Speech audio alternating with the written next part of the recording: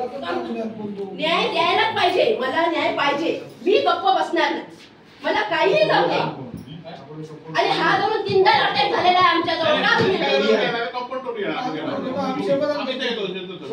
तुम्ही साईडवर या, आमचं ज्यावेळी आमचं पाण्याची सोय नाही आम्ही काय करतो, पोलिसांना 2 दिवसाची वेळ देऊया, मी माझ्या निर्णयावर ठाम आहे, त्यांचा काय विषय येत नाही आणि तुम्हाला आम्ही भेटलो पाहिजे कधीच विषय नाही झाला आमचा। आम्ही तुम्ही व्हिडिओ बघितलात, आम्हाला कोणाचा पार्टी वगैरेचा विषय काय नाही, आम्ही गोरगरीब माणसं आहे म्हणून आम्ही आलो नाही।